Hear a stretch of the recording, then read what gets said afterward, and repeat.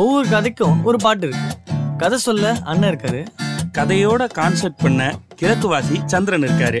இது Black Sheep's கதை கதையாம் concert ஆம். For tickets, visit blacksheepindia.com and bookmyshow.com. அப்படியே மீன் பிடிச்ச ஊர் சுத்தினே வருஷ 4 ஓட்றத குறைச்சிட்டு கொஞ்சம் ரெஸ்ட் எடுக்கலாம்ல. நீங்களே எல்லாரும் மாதிரி இருந்தீங்க. காசு வாங்கி பழகிக்க. 15,000 ரூபாய் தான் வரும். அதுக்குள்ள குடும்பத்தை நடத்த முடியும்னா ஓகே சொல்லுங்க. Black Sheep Value OTT இப்போது புத்தம் புது பொலிவுடன் நீங்கள் கேட்ட மாற்றங்களுடன். Black Sheep Value OTT Tamil பசங்க கொடுக்கும் கேரண்டி. பெரிய திரைக்கு ஒரு நம்பிக்கை தந்தது. அயோத்தியில் நிகழ்ந்த அற்புதம், ஒரு நொடியில் கிடைத்த பரவசம். தமிழ் சினிமாவில் தடைகளை உடைத்து சரித்திரம் படைத்து வெற்றி படிதனை அமைத்து மேலும் மேலும் முன்னோக்கி செல்வாய் தமன். பார்க் ஒரு ஸ்பார்க்காக அமைய வாழ்த்துக்களோடு அழைக்கிறோம் படத்தின் கதை நாயகன் தமன் குமார் அவர்களை.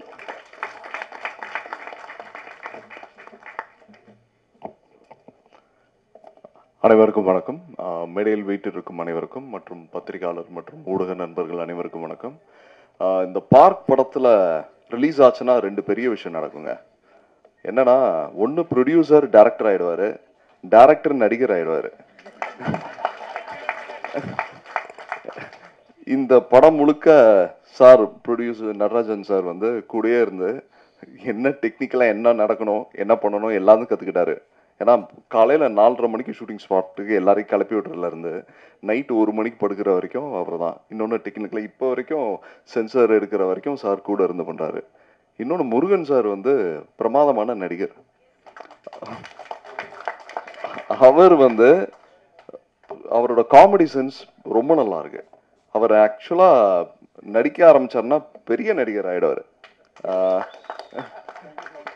உண்மையிலே அந்த பெரிய டேலண்ட் இருக்கு. ரொம்ப கம்மி பேருக்கு தான் அந்த காமெடி சென்ஸ் இருக்கும். அதாவது ரொம்ப சீரியஸான இக்கட்டான நேரத்துலையும் அதை குதர்க்கமாக யோசிக்கிறதுன்னு ஒன்று இருக்குல்ல, இது இப்படி குக்கி போடலாம் இப்படி பேசலாம்னு சொல்லி, அது வந்து அவர்கிட்ட எக்ஸ்ட்ரானரி டேலண்ட் இருக்கு. அதை தவிர படத்தில் எங்க கூட நடித்த பிளாக் பாண்டி அவரும், அதுக்கப்புறம் ரொம்ப நாள் சிங்கமொழி அண்ணனோட கிட்டத்தட்ட 10 வருஷம் ஆச்சு அண்ணனோட நடிச்சு. அண்ட் அவர் அப்புறம் டெக்னீஷியன்ஸ் ஸ்வேதா அண்ட் ரஞ்சனா அவர்கள், அப்புறம் மற்ற நடிகர்கள் அத்தனை பேருக்கும் ரொம்ப நன்றி. இந்த படம் வந்து ஒரு நல்ல ஒரு எக்ஸ்பீரியன்ஸ் எனக்கு. ஏன்னா இந்த படமும் சரி ஒரு நொடியும் சரி சைமில்டேனியஸாக ஷூட் பண்ணோம். ஸோ அதனால் ஒரு நொடியில் வந்து நீங்கள் பார்த்த அந்த பருதி இளமாறன் கேரக்டர் இந்த படத்தில் மித்திரன் கேரக்டருக்கு கொஞ்சம் கூட சம்மந்தமே இருக்காது. ஸோ அதுக்கு ப்ராபப்ளி அந்த எவ்ரி ஸ்கெடியூல் வந்து ஒரு வாரம் கேப் தான் இருந்திருக்கும். ஸோ அந்த என்னென்னா லைட்டாக அந்த தாடி வளர்கிறதுக்கு மட்டும்தான் டைம். ஸோ அது வந்து என்னோட பெஸ்ட்டாக என்ன பண்ண முடியும் நடிப்பு ரீதியாக, ஸோ அந்த பாதிப்பு இல்லாமல் என்னால் எவ்வளோ தூரம் இந்த கேரக்டருக்கு பண்ண முடியுன்றதை நான் பண்ணியிருக்கேன். அதே மாதிரி எல்லாருமே வந்து இண்டிவிஜுவலாக லெட் பி ஃபைட் மாஸ்டராக இருக்கட்டும், டான்ஸ் மாஸ்டர் அமராசிவியாக இருக்கட்டும், அப்புறம் முக்கியமாக கேமராமேன் வந்து இந்த படம் பொறுத்த வரைக்கும் ரைட் ஃப்ரம் த பிகினிங் இப்போ வரைக்கும் இந்த எடிட்டிங்லேருந்து இதில் மியூசிக் ஆர்ஆர்லேருந்து எல்லாத்துலேயுமே வந்து அவரோட பங்கு மிகப்பெரிய பங்கு. அண்ட் இது சொல்லப்போனால் அவருக்கு பெரிய எதிர்காலம் இருக்குது. ஏன்னா அவரோட டெடிக்கேஷன் லெவல் இருக்குல்ல, அவங்க என்னோட ஃபீல்டு இவ்வளோ தான், இதுக்கு மேலே பண்ண மாட்டேன்னு இல்லாமல் இந்த டோட்டல் ப்ராஜெக்ட்டுக்கு நான் ஒர்க் பண்ண ப்ராஜெக்ட் அது ரொம்ப நல்லா வரணும்னு சொல்லி உழைச்சது இருக்குல்ல, அதுக்கு ஒரு மிகப்பெரிய எதிர்காலம் இருக்குது சார். உண்மைக்கும் நேர்மைக்கும் என்னைக்குமே மரியாதை இருக்குது. அது நிச்சயமாக ஒரு காலத்தில் அங்கீகரிப்பாங்க. And thank you so much. ஒரு நொடிக்கு நீங்கள் மிகப்பெரிய ஒரு ஆதரவு கொடுத்தீங்க. அதே மாதிரி இந்த பார்க்குக்கும் நல்லபடியாக ஆதரவு கொடுக்கணும். நன்றி. சிறந்த இயக்குனராக பெயர் பெற்றவர், சிறந்த நடிகராக சமீபத்திய படங்களில் தன்னை அடையாளப்படுத்தி வரும் எம்எல்ஏ, எம்பி, சிஎம் படங்கள்ல சொல்ற இயக்குனர் ஆர்வி உதயகுமார் அவர்களை பேச அழைக்கிறோம். மேடைக்கு மேடை என்னை வச்சு செய்கிறதுல அவ்வளோ சந்தோஷம் இல்லை. அதான் நல்லா தானே போயிட்டுருக்கு, ஏன் அரசியல் இழுக்கிற, நடிகன்னு சொல்லிட்டு போ. இப்போதான் அவங்க ஹீரோ சொன்னார், விட்டா டைரக்டர்கள்லாம் நடிப்பாங்க, ப்ரொடியூசர்கள் நடிப்பாங்க அப்படி. அவர் ஏற்கனவே டென்ஷன் இருக்கிறார், அடுத்த படம் நம்மளுக்கு கிடைக்குமா கிடைக்காது. அவர் அவ்வளவு மனசுக்குள்ளே வெதும்பி சொல்லிட்டு போயிருக்காரு இல்லை, ஒரு பயந்தான் அவனுக்கு. அடுத்த படத்தில் முருகனே நடிச்சிருவாரோ, நம்மளை கூப்பிட மாட்டார். அந்த கவலைப்படாத, நீ நல்லா தான் நடிச்சிருக்க. உங்கள் மற்ற படங்கள் பார்க்கல. ஆனால் இதில் எப்படி அந்த சந்திலையும் அத்தனை முத்தம் கொடுக்க முடியுது உன்னால்? இதெல்லாம் விவரமாக பண்ணுறீங்கப்பா.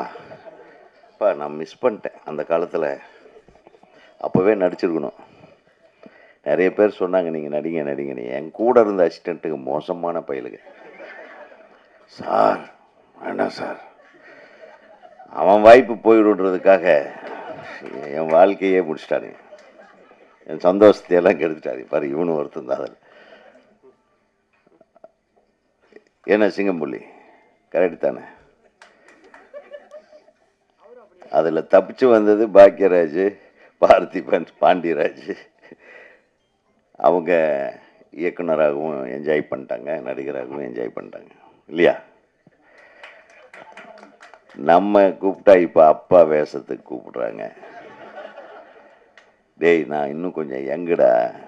எம்ஜிஆரே 42 வயசில் தான் ஹீரோ ஆனார். பெரிய பெரிய ஹீரோக்கள் எல்லாம் என்னை விட வயசானவங்களா இருக்கிறாங்க. என்னை ஏன்டா ஹீரோ ஆக்க மாட்டேன்றீங்கன்னு நேற்று ஒருத்தர் கதை சொல்ல வந்தார். அவன் டென்ஷன் ஆகிட்டான். சார் நீங்கள் நடிப்பீங்களா மாட்டிங்களா அப்படின்னு. இல்லை, எனக்கு இப்போ ஹீரோவாக நடிக்கலான்னு ஒரு ஆசை வந்திருக்கு. நல்லா ஃபைட் பண்ணுவேன், நல்லா டூயட் பண்ணுவேன். இவர் பண்ணார் அந்த வேலையெல்லாம் எல்லாத்த விட நல்லா பண்ணலாம். வாய்ப்புகள் தான் கிடைக்க மாட்டேங்குது. தயாரிப்பாளரே கொஞ்சம் பார்த்துங்க எங்களையெல்லாம். நான் பேரரசு வேணால் எங்கள் படத்தில் வில்லனை போட்டுக்கலாம்.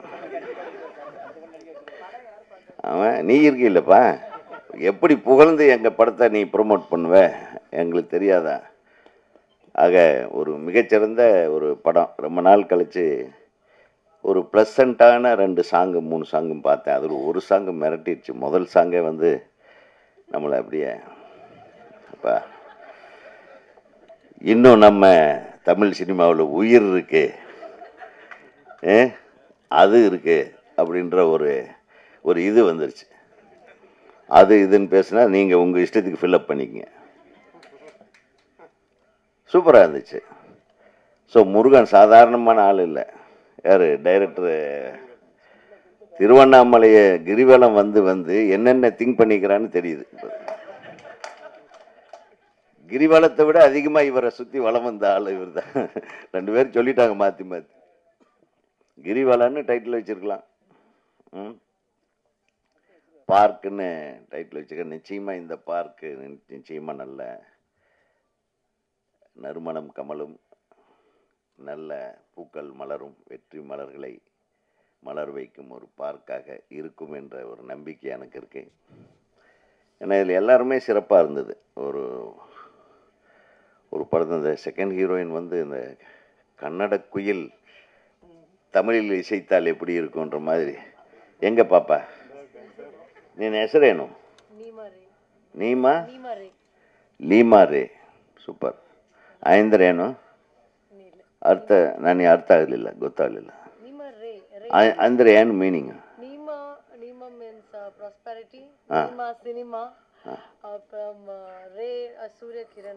அப்பா எவ்வளோ விஷயம் வச்சிருக்கு பாருங்க.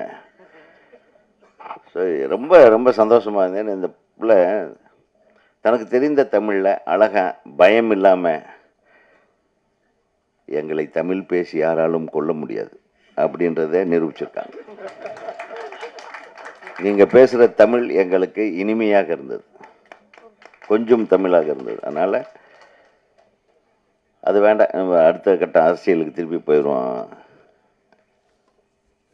நம்ம அம்மா சொன்ன மாதிரி ஒரு படத்தில் இந்த அமைச்சராக நடித்தேன் பார்த்தீங்களா, கருடனில்.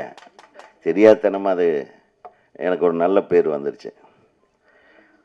இதுதான் சமயம்னு இன்னொரு டைரக்டர், எங்கள் சங்கத்தோட துணைத் தலைவர், இணை செயலாளர், அவர் கூப்பிட்டு என்ன சிஎம் ஆக்கிட்டார். ஏய், போன படம் தான்டா மினிஸ்டர், அடுத்த படத்துலேயே சிஎம்மா.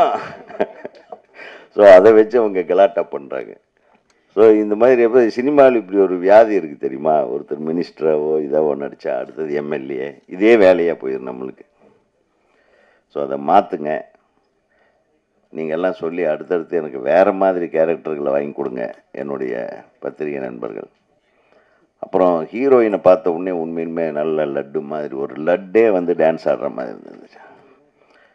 ரொம்ப அழகாக பண்ணியிருந்தீங்க. ரொம்ப பியூட்டிஃபுல் எக்ஸ்பிரஷன்.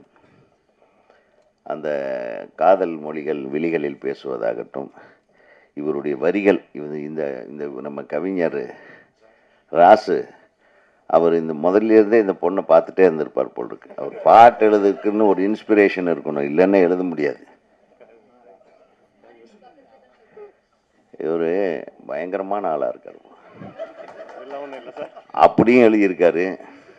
இன்ஸ்டாகிராம் ரேஞ்சில் ஆரம்பிச்சு இதில் நீ நடந்த இந்த ஃபஸ்ட்டு பல்லவி ஃபஸ்ட் லைனே நல்லா தான். மண்ணெல்லாம் பொண்ணாகும், மாத்தோர் நீ நடந்த மண்ணெல்லாம் பொண்ணாகும். பாருங்க, முட்டா இப்போவே எழுதிடுவார். ஆக மொத்தம் எங்களுக்கெல்லாம் ஆப்பு வச்சிட்டிங்க. அப்பப்போ ஒவ்வொருத்தர் கூப்பிட்டுட்டு இருக்காங்க. என்ன வேணும், கொஞ்ச நாளில் நிறைய பேர் எனக்கு பாட்டு எழுத கூப்பிடுறாங்க. சுச்சுவேஷன் சொல்லு பண்ணால் ஐட்டம் சாங் சார், நேற்று தான்ப்பா ஒன்று எழுதுனேன், திருப்பி அதே மேட்ரு எப்படிடா எழுதுறது? ஸோ இப்போது அந்த ராவாலி சாங் வந்த கடைசியில் இப்போ நம்ம அரண்மனையில் ஒரு பாட்டு வந்ததில்ல, அவங்க கொலை கொள்ளையா மந்திரிக்காவா, இதெல்லாம் வந்த கடைசியில் எல்லாமே அந்த மாதிரி பாட்டு கேட்குறாங்க. நல்ல விஷயம். தமிழ் சமுதாயம் இந்த மாதிரி பாடல்களை கேட்டு உறங்கி கொண்டிருக்கும் இளம் உள்ளங்கள் எல்லாம் நல்ல சந்தோஷமாக குதூகலிக்கும்படியான ஒரு விஷயத்தை இந்த படத்திலையும் செய்திருக்கும் என் அன்பு தம்பி முருகனுக்கு வாழ்த்துக்கள். ஏன்னா அது தேவை இன்னைக்கு. ஏன்னா முதல்ல அன்பு செலியன் வேறு அது சத்தம் போட்டு சொல்லிவிட்டார், 400 கோடியிலெல்லாம் படம் எடுத்து என்னங்க ஐயா பண்ணுறீங்க அப்படின்னு. அதெல்லாம் 400 கோடிக்கும் படம் எடுக்கலாம், 4 கோடிக்கும் படம் எடுக்கலாம், 40 கோடிக்கும் படம் எடுக்கலாம். வெற்றி பெறுவதற்கு அந்த படத்தில் என்ன இருக்கணுமோ அது இருந்தால் மட்டும்தான் வெற்றி பெறும். வேறு எந்த விஷயம் இருந்தாலும் வெற்றி பெறும். வெற்றி பெற வேண்டும் என்றால் அது எப்படி சொல்லணுமோ அந்த மாதிரி ஒரு டைரக்டர் சொல்லணும், எப்படி நடிக்கணுமோ அந்த மாதிரி நடிகன் நடிக்கணும். ஒரு திரைக்கதை, கதையை விட இன்றைக்கி திரைக்கதை தான், இன்றைக்கி இல்லை என்றைக்குமே திரைக்கதை தான் முக்கியம். திரைக்கதையை வடிவமைக்கிற முழு பொறுப்புமே இயக்குனர்கிட்ட தான் இருக்கு. அதாவது ஒளிப்பதிவு ரொம்ப நல்லா பண்ணியிருந்தார். கேமராமேனுக்கு வாழ்த்துக்கள். உண்மையில் அவர் வேலை செய்ய தான் தெரியும், பேசலாம் தெரியாதுன்ட்டு காட்டிட்டு போயிட்டார். கரெக்டாக 10 வார்த்தை இப்படி எண்ணி பேசுனியா, விவரமான ஆளியா நீ. அதே மாதிரி எடிட்டருக்கு வாழ்த்துக்கள். எல்லாரும் இது சிங்கமொழி என்ன மேட்ரு கரெக்ட் பண்ணிகிட்ருக்க, ஹீரோயின் பக்கத்தில் உட்கார்ந்ததுலேருந்து நெளியிறிய. ஆமாம், மகாராஜாவுக்கு பின்னாடி இருந்தாலும் நம்பி பக்கத்தில் எவரும் உட்காந்து வைக்க மாட்டான். எங்கேயும் ஸ்கூட்டரில் கூட பின்னாடி உட்காந்து வச்சிடக்கூடாது, ஜாக்கிரதையாக இருக்கணும் போல. ஆக ஹீரோ மிக சிறப்பாக பண்ணியிருந்தீங்க தம்பி, அழகாக இருந்தீங்க. ஒரு ரொம்ப நாளைக்கு பின்னாடி ஒரு அழகான ஹீரோ ஒருத்தர் வந்துக்கிட்டு இருக்காரு. நிச்சயமாக உங்களுடைய ஹோம் ஒர்க் நல்லா பண்ணுங்க. வெறும் டான்ஸ் ஆடுறதும் கிஸ் அடிக்கிறது மட்டும்தான் நடிப்புன்றது நினச்சிக்காம கொஞ்சம் ஹோம் ஒர்க் பண்ணி, இல்லை சும்மா சொல்கிறேன், ஏதாச்சும் மேடையில் இப்படியெல்லாம் பேசினா தானே அப்புறம் அவங்க என் நண்பர்கள் எல்லாம் அதை கிளிப்பிங் போடுவாங்க. இல்லைன்னா அது நான் பேசினாவே இவங்களுக்கு ஒரு பெரிய சிக்கல் என்ன எழுதுனேன், என்னை ஏதாச்சும் வச்சு செஞ்சுட்டே இருப்பாங்க. அது என் தம்பிங்க என் பிரதர்ஸ் பண்ணாமல் வேறு யார் பண்ணிட்டு. ஆனால் நீங்கள் கொஞ்சம் கிஸ் அடிக்கிறத குறைச்சிக்கிட்டு கரெக்டாக நடிச்சு நல்ல பேரோட வரணும். இது நல்லா இருக்குது, சிறப்பாக இருக்குது. இந்த பார்க்கோட கதையை அழகாக கதையை போட்டு ஓப்பனாக சொல்லிட்டாப்புல. ஒரு தைரியம் தான். ஏன்னா யார் ஒருத்தன் கதையை ஓப்பனாக சொல்கிறானோ அவனுக்கு அந்த ப்ராடக்ட் மேலே நம்பிக்கை இருக்குன்னு அர்த்தம். இல்லைன்னா அது ஒரு அழகான காதல், ஒரு அழகான காதலர்கள், அந்த 2 அழகான காதலர்கள் என்ன கொடுமை நடக்குது தெரியுமே, அவங்க இறந்துடுறாங்கன்னு நினைக்கிறேன். நானாக கெஸ் பண்ணுற கதையை நீ சொல்லது. அந்த பார்க்கில் அவங்க இறக்குறாங்கன்னு நினைக்கிறேன்.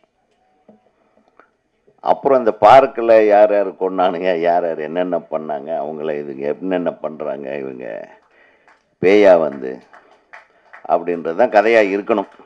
அப்படி இருந்தால் ஓகே, அப்படி இல்லாமல் இருந்தாலும் ஓகே. நீ ஏதோ வித்தியாசமாக சொல்லு. அதை மிகச்சிறப்பாக இருந்தது. எல்லா காட்சிகளுமே ட்ரெய்லரில் பார்த்த ஒவ்வொரு விஷயமுமே வித்தியாசமாக இருந்தது. அது மாதிரி எந்த ஒரு விஷயத்தை அழகாக எடுத்துக்கிட்டு அதை அழகாக பண்ணுறதுக்காக மெனக்கெட்டிருக்கீங்க. ஒரு தயாரிப்பாளர் அத்தனை தொழில்நுட்ப கலைஞர்களையும் அத்தனை நடிகர் நடிகைகளையும் அத்தனை பேரையும் பாராட்டின ஒரே மேடை இதாக தான் இருக்குன்னு நினைக்கிறேன். ஏன்னா அவ்வளவு பொறுமையாக. அப்புறம் தான் ஏன்டா பாராட்டினாருன்னா தம்பியை போட்டு உடச்சிட்டாரு. காலையில் 5 மணிக்கே எழுந்திரிச்சு எல்லாத்தையும் எழுப்பி விடுற வேலையிலேருந்து ஒரு ப்ரொடியூசர் ஒழுக்கமாக படம் பண்ணியிருக்காரு. ஒரு 5 நிமிஷம் கூட யாரையும் வேறு மாதிரி திங்க் பண்ண விடல படத்தை தவிர. ஸோ ஒரு தயாரிப்பாளர் எப்படி இருக்கணும், அதுவும் ஒரு புது தயாரிப்பாளர் எப்படி இருக்கணுங்கிறதுக்கு உதாரணமாக நம்ம தயாரிப்பாளர் செயல்பட்டிருக்கிறார். அவருக்கு எனது மனமார்ந்த வாழ்த்துக்கள். இந்த படத்தை நம்பி இந்த படத்தை நிச்சயமாக நல்ல பாடல்கள், இதுக்கு நல்ல வரவேற்பு வரும்னு இந்த இசை வெளியீட்டை உரிமையை வாங்கியிருக்கிற அவர் சாரு, ட்ராக் மியூசிக்கு அவர் சார் நிறைய படம் பண்ணியிருக்காங்க. அதான். So I am very thankful to you. ஏன்னா இந்த மாதிரி புதியவர்கள் எடுக்கிற படத்தை என்கரேஜ் பண்ணுறது மூலமாக அடுத்தடுத்து படம் தயாரிக்கிற நம்பிக்கையை நம்ம மக்களுக்கு ஊட்டணும். அப்புறம் சொன்னாங்க நிறைய பேர் பார்த்தீங்கன்னா, இப்போ இங்கே இருக்கிறவங்க யாருமே, பெரும்பாலானவங்க இந்த பத்திரிகையாளர்கள் தவிர யாருமே நாங்கள் இந்த 400 கோடி படத்துக்கு ஃபங்க்ஷனுக்கெல்லாம் எங்களை கூப்பிட மாட்டாங்க. நம்ம அந்த கேட்டகரியிலேயே கிடையாது. நாங்கள்லாம் இல்லை மாற்றுவோம்ன்றது இல்லை சார். மாறுவது இயற்கை, மாற்றம் என்பது இயற்கை. இப்போ நம்மெல்லாம் சாதாரணமாக நம்ம 2 கோடியில் படம் எடுத்தோம், 1.5 கோடியில் எடுத்த படம் கிழக்கு வாசல், 2.5 கோடியில் எடுத்தது சின்ன கவுண்டர், 4 கோடியில் எடுத்தது எஜமான், அவ்வளோதான். அப்போ இருந்த காலகட்டம் அது. அப்போ அது பெரிய பட்ஜெட்டுன்னு கூட நினச்சிருந்துருக்கலாம். பட் அதையெல்லாம் குறை சொல்ல முடியாது. பட் பொதுவாகவே நாங்கள் என்னென்னா, இந்த மேடையை பொறுத்தவரையிலும், இந்த இடத்த பொறுத்தவரையிலும் எளிமையாக ரொம்ப கஷ்டப்பட்டு ஒரு இந்த திரைத்துறையில் ஏதாச்சும் சாதிக்கணும்னு வழி தெரியாமையோ வழி தெரிஞ்சோ வந்த கடைசியில் கொஞ்சம் மாட்டிக்கிட்டோ வந்த கடைசியில் சுகமாகவும் இது பிரசவம் இருக்குது பாருங்கள், ஒரு படத்தை ரிலீஸ் பண்ணுறது, அது சுகப்பிரசவமாகவும் இருக்கும், சிசேரியனாகவும் இருக்கும், அப்புறம் பேபி சர்வைவ்டு, மதர் டெட்டு அப்படியும் இருக்கும், சிலது மதர் டெட்டு இல்லை பேபி சர்வைவ்டு இருக்கும். இந்த மாதிரி நிறைய விஷயங்கள் இந்த ஒரு ரிலீஸ்ன்றதில் அவ்வளவு கொடுமைகள் இருக்குது. அந்த கொடுமைகள் எல்லாம் தாண்டி ஒரு படம் வெளியாகுதுன்னா அது பெரிய படங்களுக்கு இன்றைக்கி ஈஸியாகிடுது, சின்ன படங்களுக்கு கேள்விக்குறியாக இருக்குது. அதனால தான் நான் திரும்ப சொல்கிறேன், எங்களை போன்றவர்களை சின்ன பட தயாரிப்பாளர்கள், புதிதாக படம் சொன்னும் இயக்குநர்கள் எல்லாமே எங்களை கூப்பிடும்போது ஒரு 3-4 மணி நேரம் 3 மணி நேரமாவது அந்த சேரில் உட்கார்றது கஷ்டம்தான். ஆனால் எங்கள் பத்திரிகையாளர்களை கம்பேர் பண்ணால் நம்ம பெட்டர். அவங்க காலையில் ஒரு 3 மணி நேரம், மத்தியானம் ஒரு 3 மணி நேரம், சாயந்தரம் ஒரு 3 மணி நேரம் உட்கார்றாங்க பாருங்கள். அதை விட நம்மளுக்கு என்ன வேலை?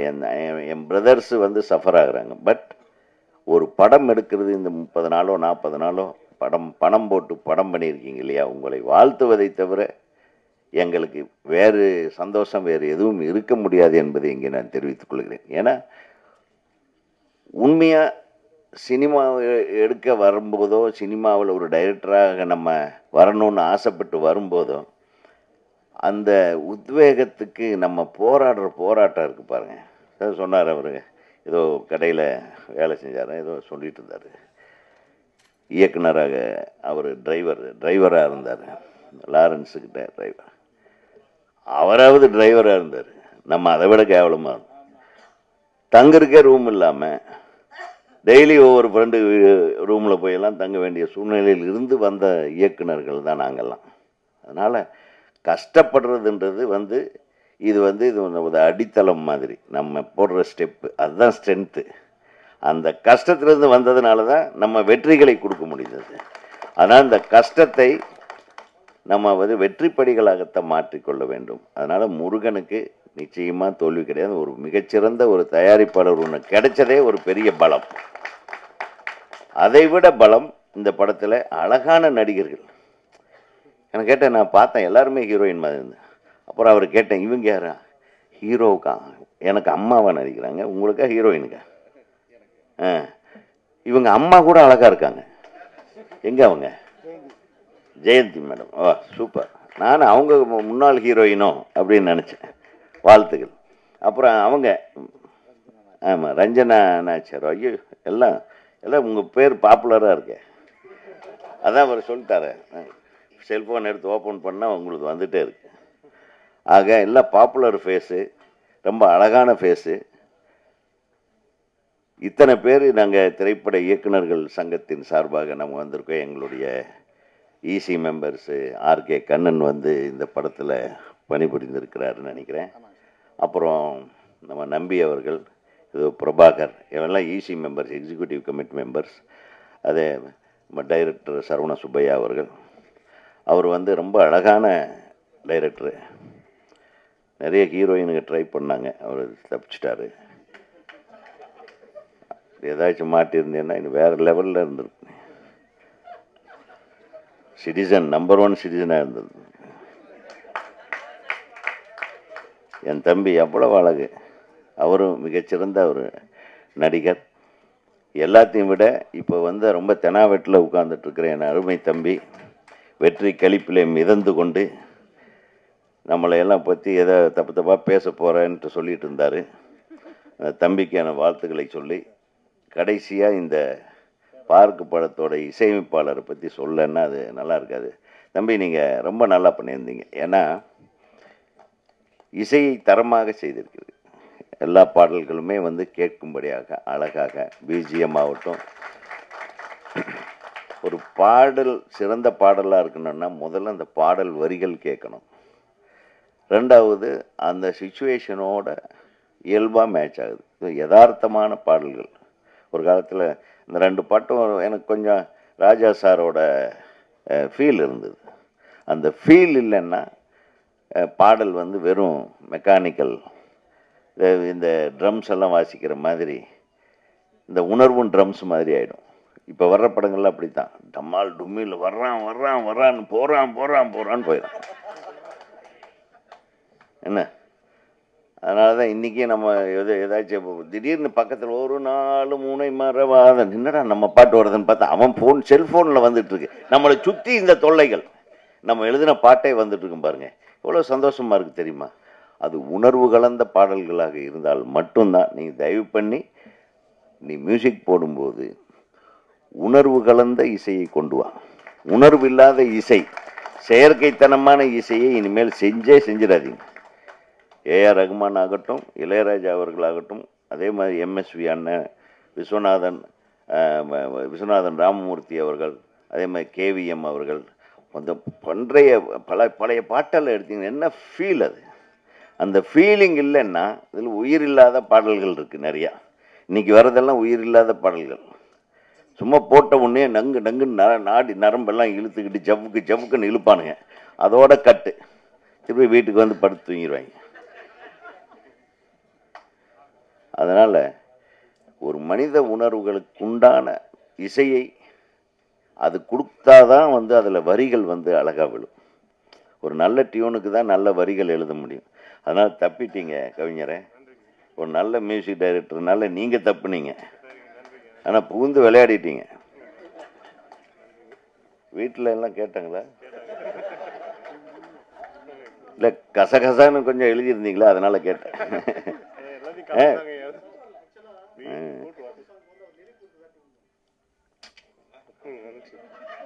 முதல்ல அவர் தான் ஐட்டத்தை ரெடி பண்ணாரா?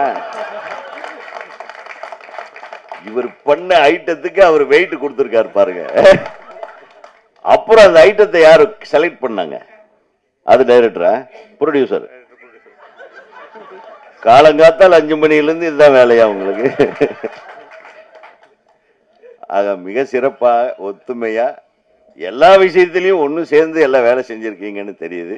தமிழ்நாடு திரைப்பட இயக்குநர்கள் சங்கத்தின் சார்பாக உங்களுக்கும் இயக்குனருக்கும், அனைத்து தொழில்நுட்ப கலைஞர்களுக்கும், அனைத்து உதவி இயக்குநர்களுக்கும், அனைத்து நடிகர் நடிகைகளுக்கும் தமிழ்நாடு திரைப்பட இயக்குனர் சங்கத்தின் சார்பாக எனது மனமார்ந்த வாழ்த்துக்களை தெரிவித்து விடைபெறுகிறேன். நன்றி. வணக்கம்.